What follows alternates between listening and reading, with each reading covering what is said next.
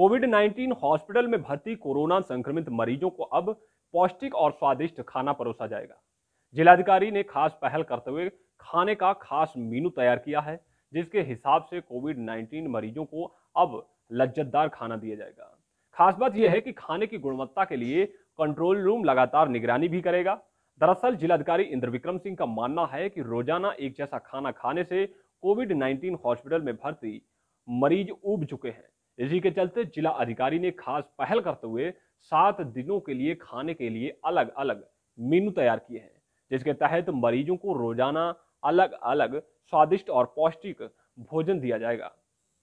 ऐसा इसलिए किया जा रहा है ताकि मरीज अपनी बीमारी से निजात पाने के लिए विटामिन भी प्राप्त कर सकें।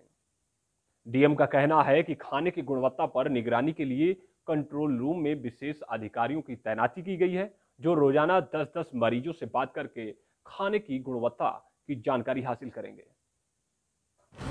देखिए, कोविड-19 महामारी के दृष्टिगत इधर विगत 15 दिनों में और अगस्त माह में जनपद शाहजहांपुर में जो टेस्टिंग है उसकी क्षमता बहुत बढ़ाई गई है और 1000 से ज़्यादा मरीज़ों का प्रतिदिन हम लोग चेकअप करा रहे हैं और डोर टू डोर सर्वेक्षण के माध्यम से और जो पॉजिटिव पेशेंट्स पाए जाते हैं उनकी कांटेक्ट ट्रेसिंग के माध्यम से, उनके परिजन या उनके संपर्क में आए हुए व्यक्तियों की कांटेक्ट ट्रेसिंग के माध्यम से ये कोशिश की जाती है कि जो हमारा एंटीजन टेस्ट है उससे मैक्सिमम पॉजिटिव केस हम निकाल के उनको क्वारंटीन कर सकें ताकि ये संक्रमण ब्रेक हो।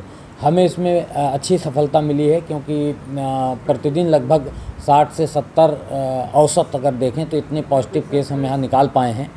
तो ये एक अच्छे तरीके से लिए गए टेस्ट का नतीजा है और इसका परिणाम ये है कि हमारे जनपद में पीक पहले ही आके और ये समाप्त हो जाएगा और ये संक्रमण रुक पाएगा।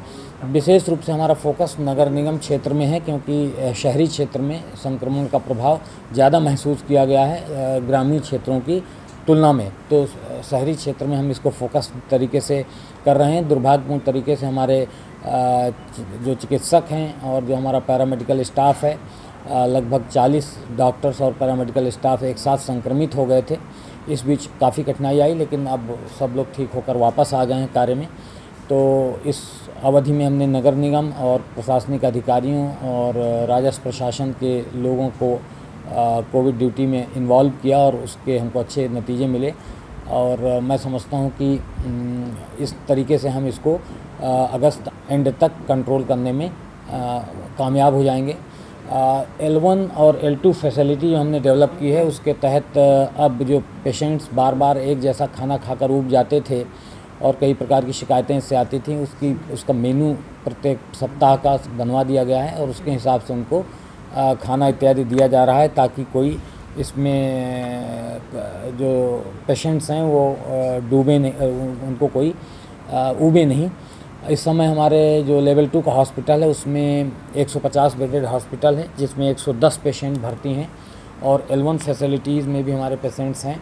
जो नवोदय विद्यालय को हमने बना रखा है वहाँ 76 पेशेंट इस समय भर्ती हैं। शेष पेशेंट हमारे होम आइसोलेशन में है जहाँ पर उनका रेगुलर जो हमारी रैपिड रिस्पांस टीम है RRT वो उनसे हालचाल पूछती है और अगर उनमें कोई संक्रमण के लक्षण प्रकट होते हैं तो उनको L1 या L2 जैसी फैसिलिटी होती है वहाँ पर ले आते हैं।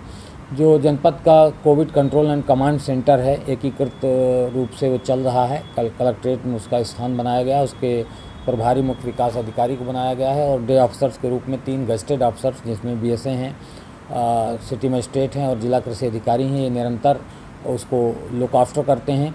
उसका एक प्रोटोकॉल तय कर दिया गया है कि प्रतिदिन प्रति घंटे 10-10 पेशेंट से जो या तो L1 में है या L2 में है या होम आइसोलेशन में है उनसे बात की जाती है और उनका फीडबैक लिया जाता है उनकी सेहत के बारे में या अस्पताल की व्यवस्थाओं के बारे में, खान पान की व्यवस्थाओं के बारे में, ताकि हम जहाँ भी कुछ कमियाँ प्रकट होती हैं उनका हम सुधार कर सकें और उनके आधार पर हम व्यवस्थाओं को और चुस्त दुरुस्त कर सकें।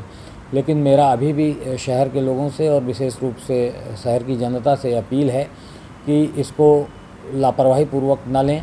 कोरोना महामारी का संक्रमण बहुत तेज़ी से फैलता है, इसलिए हमको अपने घरों में बुज़ुर्गों को गर्भवती महिलाओं को और छोटे बच्चों को बहुत बचाने की ज़रूरत है।